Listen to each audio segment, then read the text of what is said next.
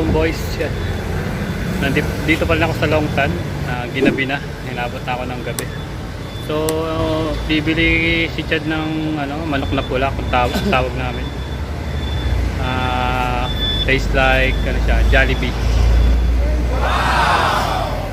Pangalan ng manok na to? Daddy's chicken yata.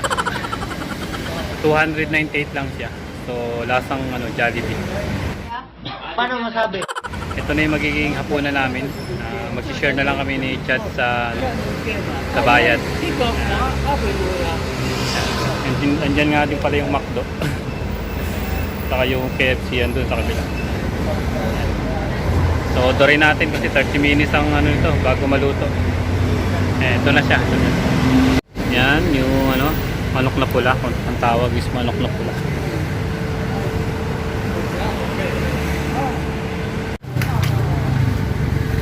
Okay, ito. Order na tayo. Oh, sorry. Yan. Hindi ko alam kung anong tawag dyan. 289.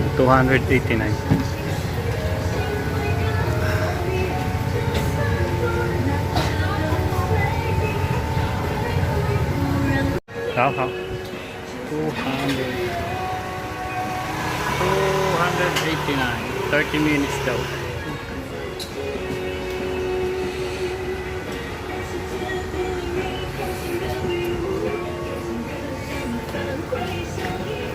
Shishe. Hanggang 11 nung tanghali hanggang 10 PM. Yan ang cellphone number yata. Pwede pa deliver.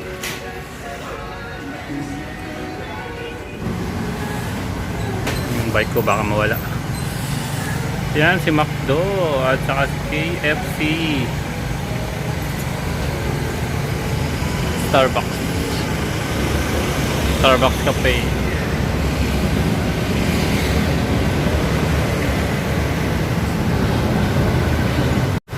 Wait natin ng 30 minutes. Gutom na ako. Sana makapagintay pa si Boss Uragon.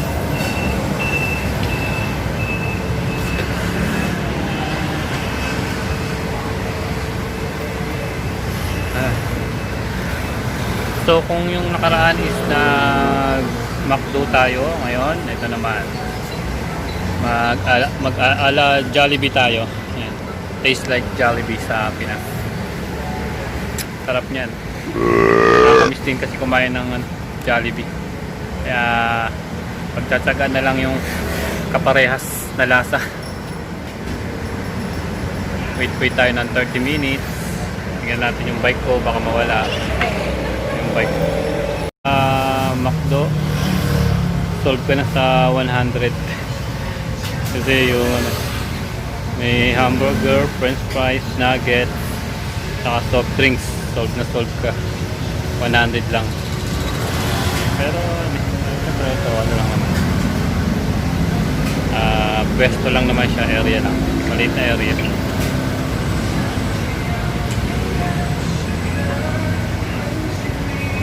Tagal. 30 minutes pa kasi. Ano yung pagluluto ng pag-deep fry.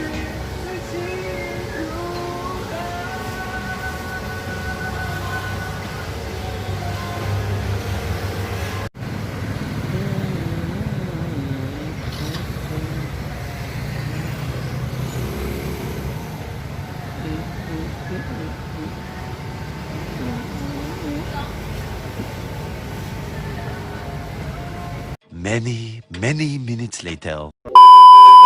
Eto na mga kaHomeboys. Yan. Luto na. 8 piraso siya. 8 piraso. So, balik na tayo. Makauwi na. Yung mga kasama ko, nandiyan yung mga trabaho ko. O-order din sila. Yan. So, baka nag-aantay na si Boss Uragon doon.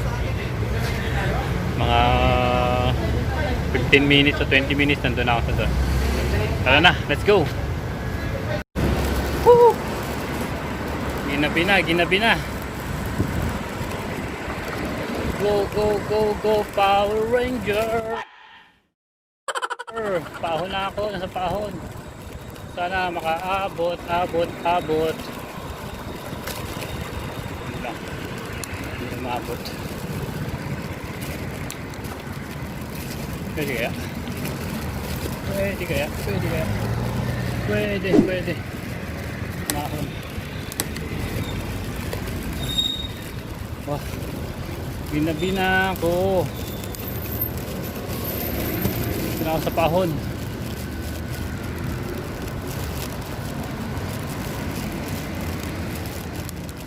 Grabe.